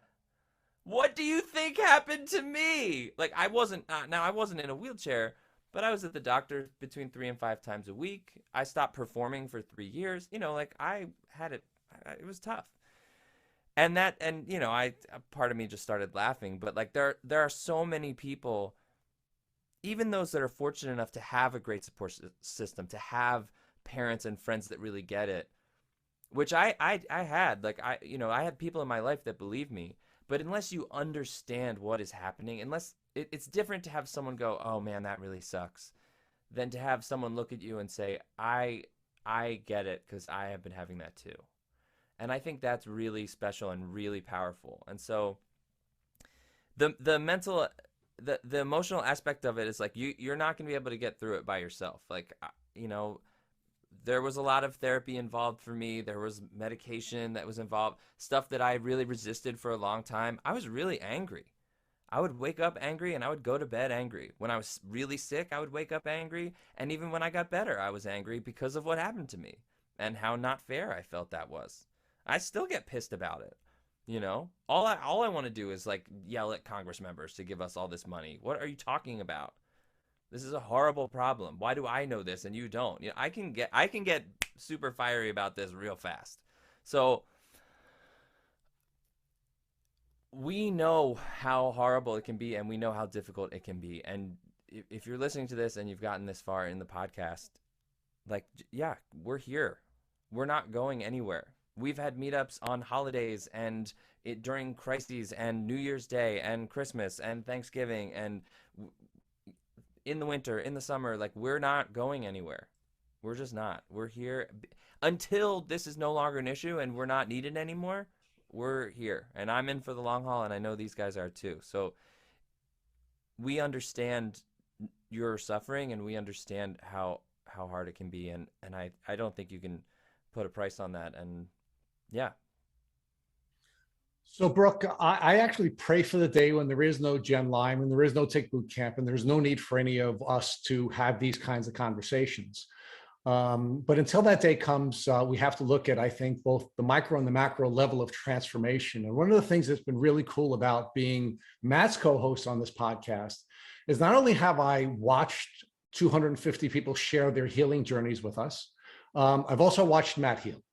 And it's been a really, really powerful experience for me to watch someone who was bedbound shortly before we re-engaged our relationship, somebody who couldn't even articulate to me what had happened to him sitting in a chair across from me when we first started to work together professionally, to being the guy who is now hasn't missed a podcast in forever and is constantly making improvements in his health. And that's all happened because of the contributions that he's made. And I've watched his transformation, and it's really been a beautiful experience for me personally. So, Brooke, first talk to us about how working with Gen Lyme and being a part of the creation of Gen Lyme has been transformational for you personally. Sure. I think the story I like to tell is, by the time that I met, Jesse and Haley, and then eventually Jennifer, and we were really thinking about what Generation Lyme would become, I'd had Lyme disease and babesiosis for roughly 7 years. And frankly, I thought I was an expert on Lyme disease and babesiosis at that point. Not arrogantly, but just I'd lived it for that long. I'd read all the research. I knew all the nonprofits that were sort of playing in this space. I just thought I knew everything that could be known, frankly. And then we started these meetups. And so part of the growth for me is realizing and hearing from, the 5,000 people who have come to our meetups that there is so much about Lyme disease and co-infections that I don't know. And there might be some themes in everyone's Lyme or co-infection story that resonate over time. But by going to a meetup, every single time I go to a meetup and I hear 10 people share their story or their perspective on how they're doing with Lyme that day, I learned something new. And I learned something new about how we might be able to help people with Lyme disease and those who are affected by Lyme. And the amount of, I think, growth opportunities that I've come to realize in that space is frankly kind of staggering. So one of the epiphanies for me was, I thought that 7 years of living Lyme disease and babesiosis was enough to make me understand everything about those conditions. And it really wasn't, because on every level, my symptoms are different from those of other people. The treatments that have worked for me are different. The physical or emotional or mental things that I've struggled with in my own health journey have been different than those in other people. And so it's been really eye-opening to just go to these meetups and listen, and to realize that, sure, I've had one particular experience, but it's actually a little bit similar, but a lot different from the experiences of others. And there's just so much we can do to help people. So, Haley, talk to us about how this has been personally transformational for you and how your healing journey has been aided by your participation in the Gen Lyme organization. Oh boy, how much time do you have? Well, I'd love to start out with the transformation of other people. So I'm in school right now for a health field, right? I'm in school for acupuncture. I've dedicated my life to helping others because that's just what fills me up and what having Lyme has done to what I want to do in my life. But I actually randomly ran into someone from our community the other day, who we haven't seen since our in-person meetups in 2017, which seems like a lifetime ago now. And I legitimately didn't recognize her at first because she wasn't using mobility aids. She was standing up tall. Her voice was even louder than it used to be. And it was just a complete transformation. And thankfully someone else said her name and I was like, oh my goodness, that is you. So we caught up a little, and just seeing the transformation of people in our community over the years, like Rich, how you were saying about Matt, you know, these meetups have been going on for long enough now where we've seen people go from having zero energy and just being on these calls with their camera off and their mic off and maybe in the chat a little bit just because they're so tired and they don't even have the energy to speak, to some of those people being our hosts that you see hosting these meetups now, because they're passionate about it and have the energy now. So just seeing that happen and knowing this group has made a difference in other people's lives has, you know, like I touched on in the beginning, it's healed me so much mentally. And I'm really big in the mind, body, spirit world just because of my background and the experience I've had. And you know, for my personal journey, I can, you know, I'm not currently in remission, but I was, and I am better currently now than I was when I was technically in remission, because my mind and my body are both healing. Whereas when I was in remission, you know, I did every possible thing in the world to heal my body, and I had the Lyme under control, and you know, muscle function was better, and I was back in society. But I had been so traumatized and just depleted and ground down, whittled down to, you know, whatever you want to call it, just from my experiences with people and not being heard and going through this illness and not knowing if you're going to live day to day, you know, that does something to you mentally. And you get to the point, or at least I got to the point where I just didn't even know how to be in society anymore. And, you know, I said before, I'm very lucky to have incredible parents that I have, but you know, similar to everyone with chronic Lyme, the rest of the world didn't believe me. And the trauma that I have from losing, you know, going to sleep one night and the next day I have no friends, no school, no career that I thought I had, it messed me up, to put it simply. And the past few years in my personal life, I've made a big point on therapy and working on mental health and coming back from all this crap we all have to deal with. But really just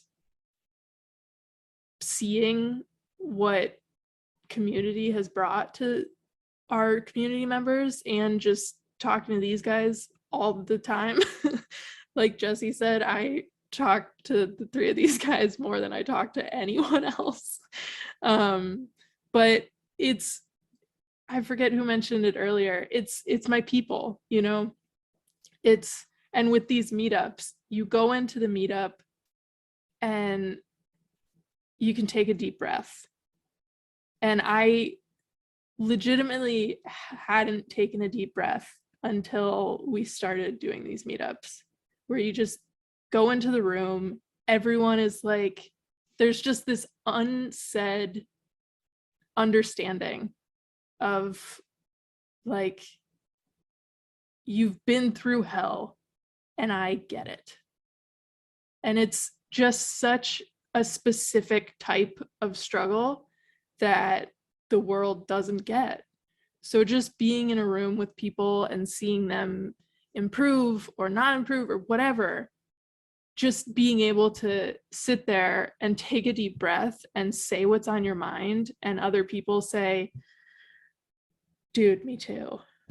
Like, you know, I get chills just talking about it. And like Jesse said, I could talk about this for days.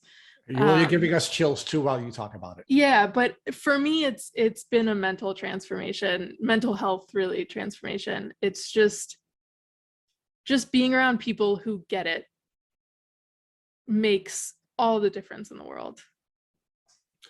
So Jesse, talk to us about your experience here at Generation Lyme and how it has been transformational for you personally. You used the word intentional a moment ago to discuss how you are designing everything that you're doing at Generation Lyme. And I really like that term, because one of the characteristics we've identified about people who are successful or more successful in the healing journeys — I want to be careful not to use a judgmental word, Jennifer, I don't want you to slap me again. People who seem to have more success with this is people who are intentional. I didn't fully appreciate that until Matt and I were asked to do some videos for IGenics. We did an IGenics takeover, and I didn't realize how much my life has become more intentional as a result of meeting folks like you. So talk to us about how the kid who did everything right, the geek who never did anything wrong, you know, the perfect child has now gone through his own transformation in order to be able to be the, you know, the person who is healed the way you have.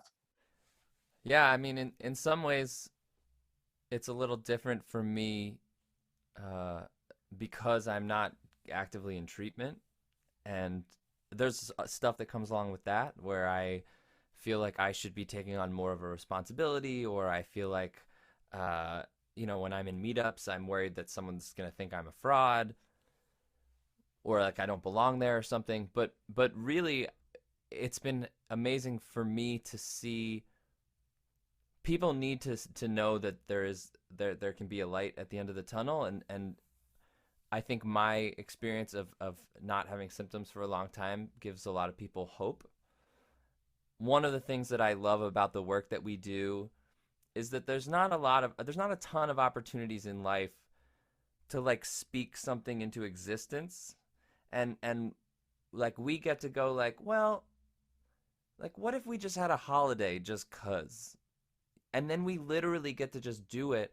And then, and the work that goes into it is one thing, but after the fact and getting literally the exact feedback that we were hoping that people would have is really rewarding, you know? So for me, it's a sacrifice, right? Like I've hosted 100 meetups. That's 100 Wednesday nights that that my wife and I don't get to spend together. We've been speaking on the phone weekly since 2017.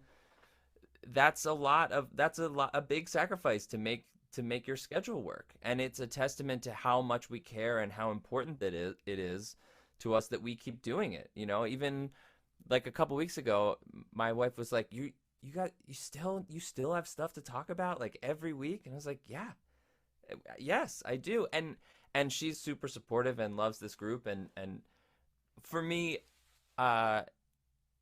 5 years ago, I was really angry, and it was really raw, and I was very passionate, but I didn't know what to do with all of that passion, and I just wanted to kick down doors and, you know, scream at people. And now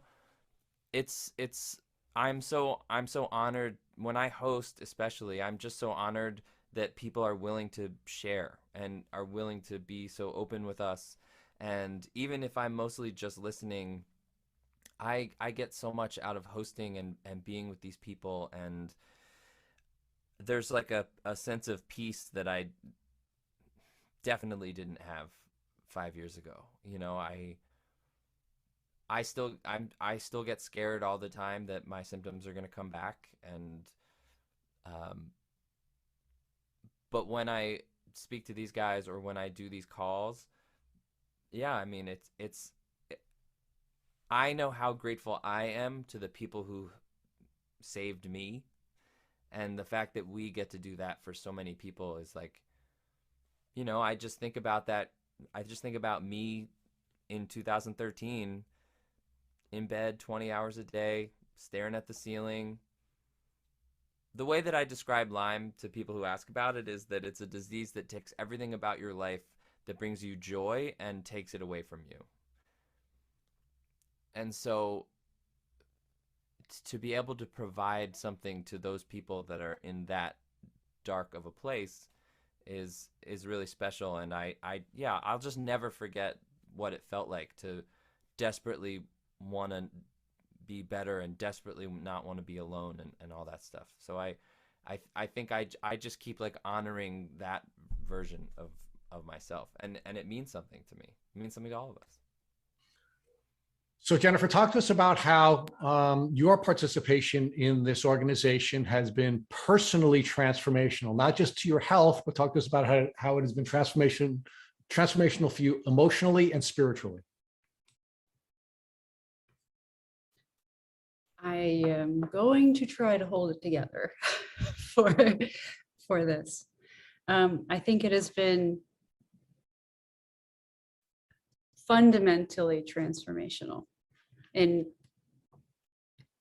almost every aspect of my life, actually, because jumping off of what Jesse said, I was completely hollowed out by the time I got to a meetup. And I'm someone who, as you alluded to earlier, was always singing, and that was something that I had stopped doing. I'd always prioritized working and doing something with myself and wanting to help people with time that I had. I wasn't doing anything. And relationships and everything had really fallen away, and my sense of self and all of that good stuff was gone. And I did not expect Generation Lyme to give that to me, but it did. And in large part, it did that through acceptance, because this group accepted me as I was at the time. They accepted me on the team. They accepted contributions, change, and that enabled me to contribute, and contributing made me feel like I could heal, like I was healing. Helping makes me feel better. And I also learned more acceptance of myself, my situation, and other people through the experience. I got to learn from all of them. I think I've always thought that the other three people on my team on this call are better at describing their experience than I am at describing mine. They're more experienced at it, but still I've learned so much from them via their compassion and empathy and vulnerability, because I was not ever interested in being or appearing vulnerable. And through this group, it's been very clear in practice, not just in theory, that vulnerability is strength and not the other way around. And during my time with this group, when you asked about Gen Lyme Day, they accepted I had a lot of energy when we were doing that, like a wild amount of energy, and they let me just go with it. And we all worked together on this, and I just was like a mile a minute. And that was a really good moment for me. And during the time being with this group, I started not just working with Generation Lyme, but working elsewhere, building my own confidence and just like getting back into the world from being way too sick to do anything. And then not that long after Gen Lyme Day, in the fall of 2021, I had a major relapse, and they all witnessed it. When I had trouble, I had another neurological problem, and I to the point where I had trouble functioning again and had trouble talking. And so we went from a major high level contribution to, we don't know if I can, what I can do, if I'm going to get better. And they accepted me then too. We accept everyone. So yeah. That's really beautiful. And the comfort that each of you know, I think you and Jesse both sort of touched on that although it's always going to be, you're always going to be anxious about your symptoms returning, knowing you have each other makes that anxiety more manageable because you're not going to have to go through this relapse alone. And I think that's really beautiful. And I think it's really moving. And I don't want to cry. So I want to ask my last question because I just want the four of you to know that Matt and I consider the four of you mentors. And it may sound weird coming from an old man, and I'm going to put my old man hat on in a minute, but we do consider the four of you mentors of ours, which is why we are so excited to do this podcast together. So I want to turn to Brooke for my first. I'm going to ask all four of you the same question, but it is going to be our final question. And now putting my old man hat on, and I am old enough to be each of your fathers. So I am going to put my old man and my dad hat on. During my early childhood, I watched the end of the civil rights movement, and I watched a whole segment of our community or our country come closer to having full citizenship during the early part of my childhood. And then I watched another generational challenge that we had with AIDS and people losing their lives in large part because they didn't have full citizenship. And I finally watched our generation come together, and another segment of our population finally came closer to having full citizenship in our country. I'm wondering now, you folks from Generation Lyme, and I think it's such a beautiful name because it is a crisis that we've never had before. We've never had a Lyme disease crisis, despite all the arguments that Lyme disease has existed for millions of years and they found it in carbon millions of years ago and all of that. It's never been what it is now, right? You are the Generation Lyme. What are you all, or what do you all think the positive turn of events are going to be, and who is going to gain full citizenship that does not have full citizenship now as a result of this? And I'm asking this question because I don't know if I'm going to be here for that. I'm 58, and the full citizenship and the transformation that's going to take place in our society as a result of this Lyme crisis, I may not be here for it. So I'm really interested in the four of you sharing with me where you think this is going to go and who and what is going to change in our society as a result of Generation Lyme.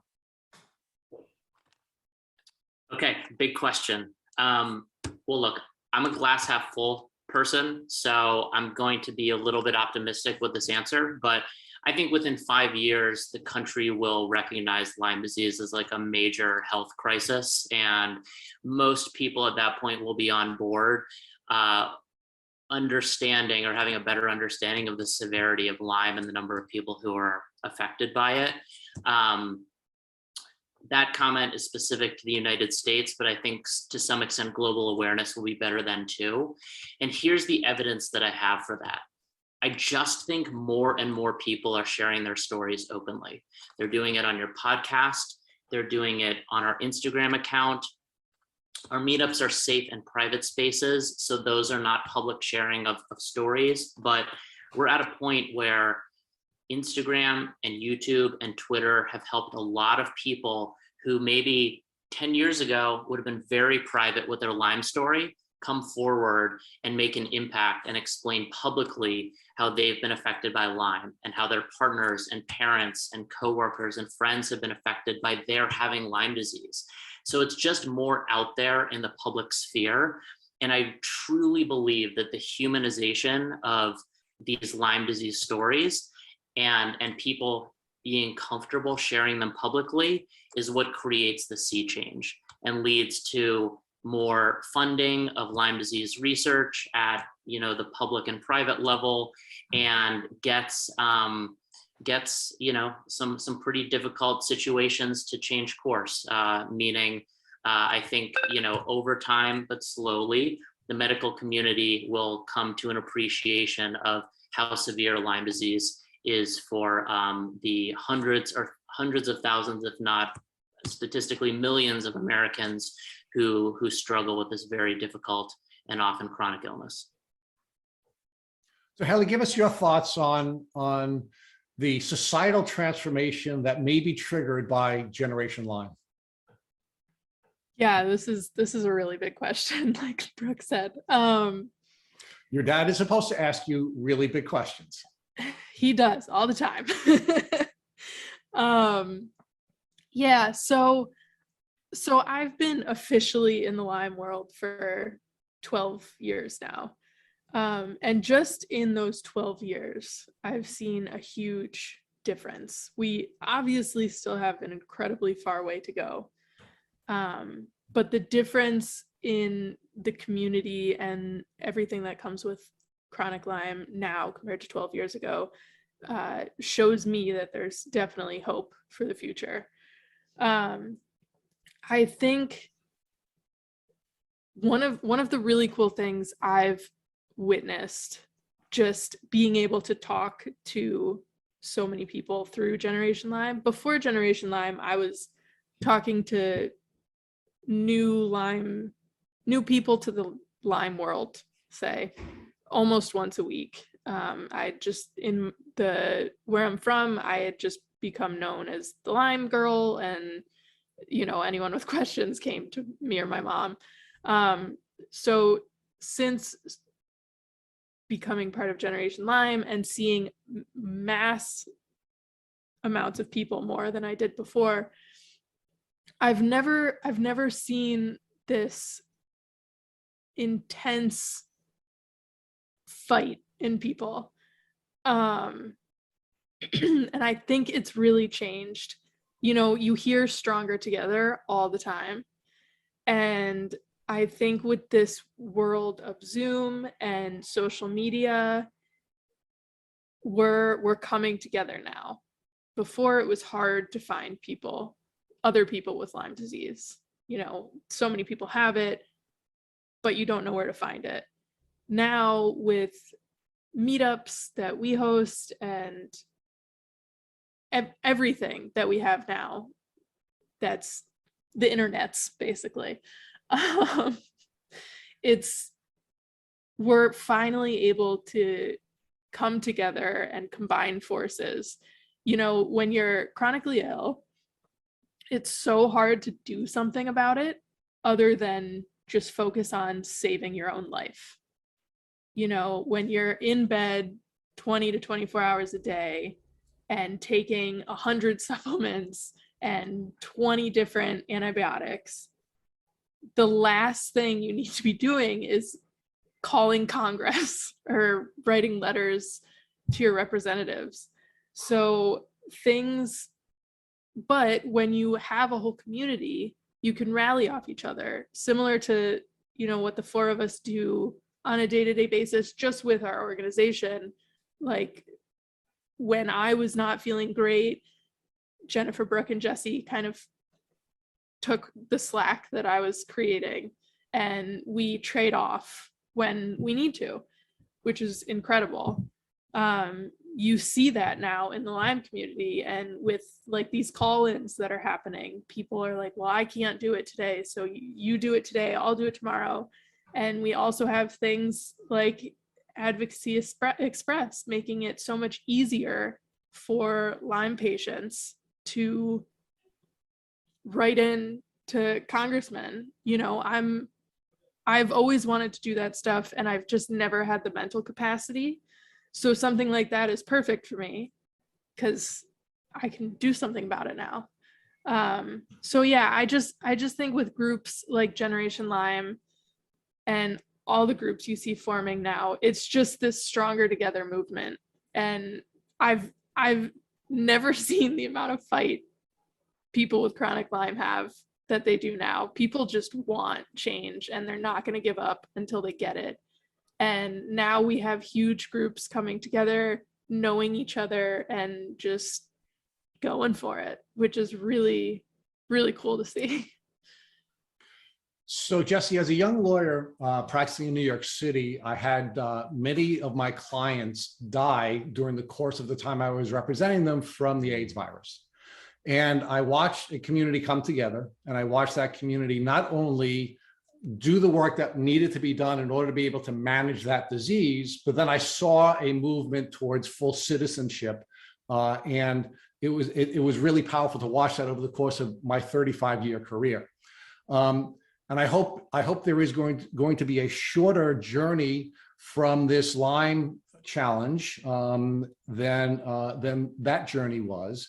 But you said earlier that the way we treat chronically ill people is a disgrace. Do you think as this Lyme, as Generation Lyme begins to learn how to manage this disease, that's going to be a trigger to full citizenship for people who are chronically ill? Yeah, I love this question so much. I am not quite as optimistic as Brooke, which is just par for the course. I think a lot of things need to happen in order for there to be significant change. I think chronically ill people are treated as second-class citizens. I think your metaphor of full citizenship is a good one. I really believe that health is a human right, actually. And one of the things about the last couple of years in this country specifically that has been upsetting for me is we had a chance to do a reset in our country in a way that we haven't in a really long time. When you have health insurance mostly tied to employment and people are getting fired because of a pandemic and also getting sick, and we just are trying as quickly as possible to get back to the way that it was prior to COVID, not actually pay people, I think is terrible. I think everyone should have health care, but it also, part of it is like not financially bankrupting people, but also like it's one of the biggest things is doctors, right? Like 10 years ago when I got sick, one of my best friends, his wife was graduating from NYU med school. Lyme disease was one slide in the infectious disease unit. And it was 2 weeks of antibiotics, bullseye rash, and you're good to go, right? It was a nothing. Doctors play a big role in this because it's one thing to have one person who comes in with a bunch of weird symptoms and you don't have any idea what's going on with them. So you go, you're probably fine. When you have hundreds of thousands of people who are all dealing with that, the arrogance of the medical community to say to all of these people, there's nothing wrong with you. Like the arrogance to think like, well, it can't be Lyme disease because we know all there is to know about Lyme disease and that it doesn't fit with what you're saying has so many people have suffered because of that. So many people have been misdiagnosed or have been told that they're totally fine and sent away.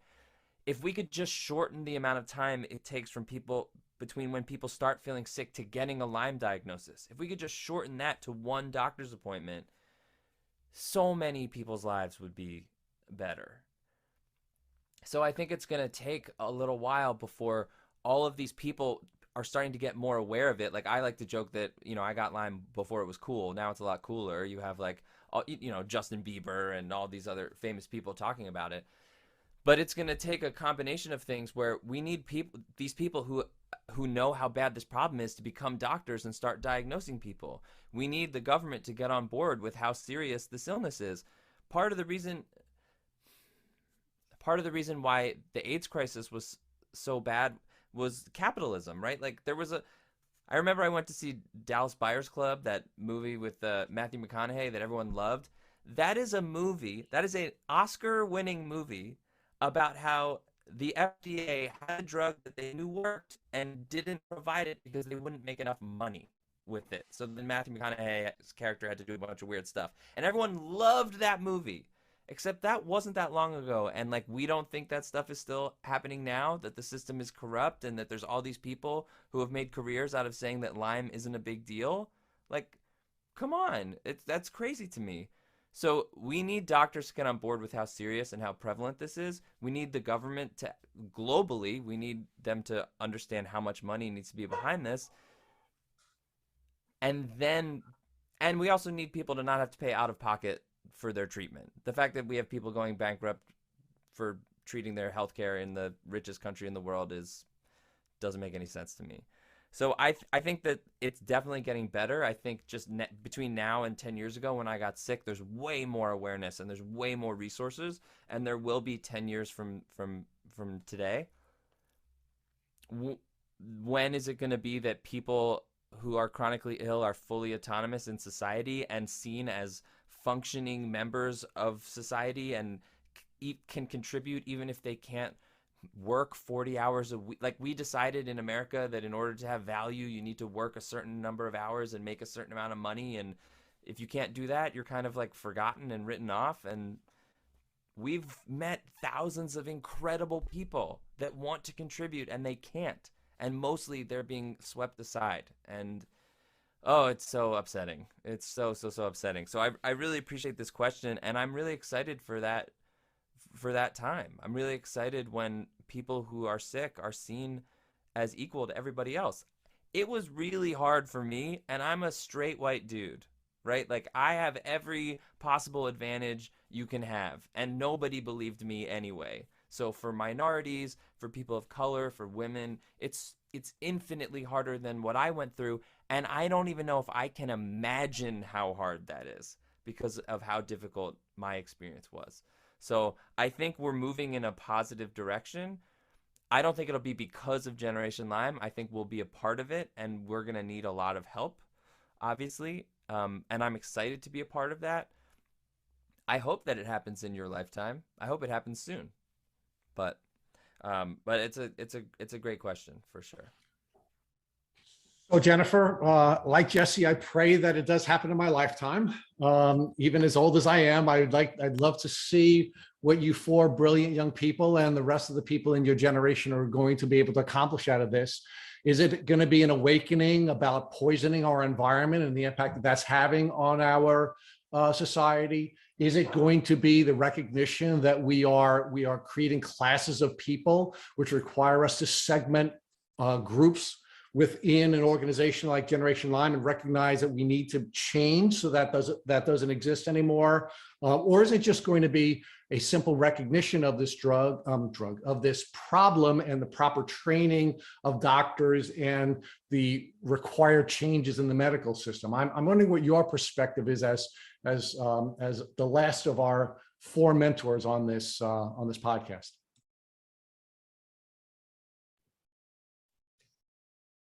Well, I think it would be great for us to do all of the big picture work that you listed about the large scale changes that aren't doing our society any favors.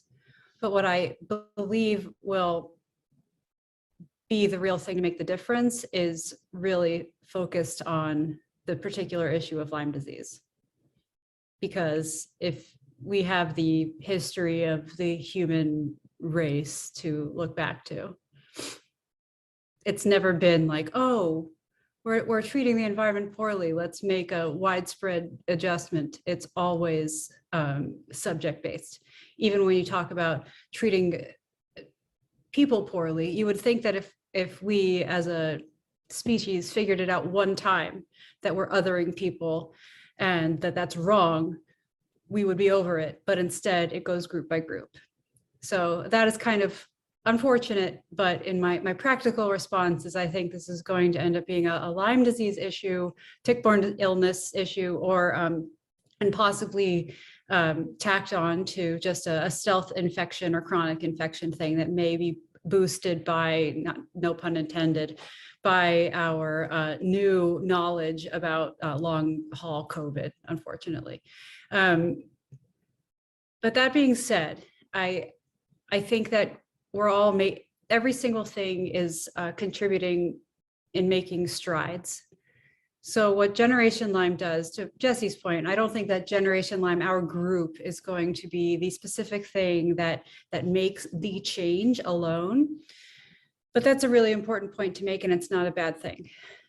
We have intended to be here to do very specific things and to do them well. So we are here to amplify and support. We're here to support people. When people are doing the work that they're doing, whether that's being a patient, staying alive, or being an advocate. We're here to support and amplify their stories. But amplification of stories and providing a supportive network is hugely important when you're trying to achieve change. We're also here to support this cause. So coalition building which is hugely important to getting any of this done, which we've all in one way or another expressed we want to do. We're here to be a part of that. And so I definitely believe, as we've talked about elsewhere, that we will achieve this change through coalition building, through removing any egos or trying to be the one to do it, and joining up, because only by doing that will we reflect our numbers properly. And when we are able to reflect our numbers properly, it will be overwhelming. Because unfortunately, as this problem continues, as that persists, our numbers grow exponentially. And that's really hard to ignore. If it's not hard to ignore now, it will become harder to ignore. And so what we need to do is facilitate that in an advocacy sense and education.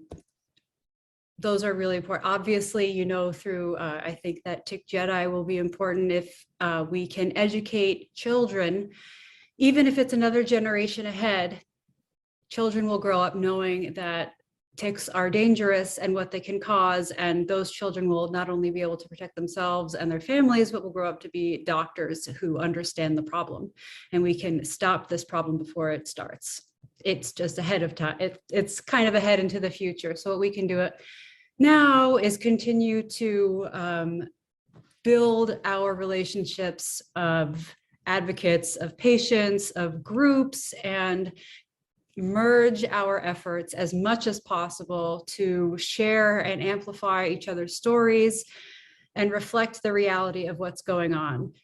It does and will continue to affect the doctors who may not get it right now, legislators who have not listened in the past, because in high enough numbers, they have to care because they want to keep their jobs.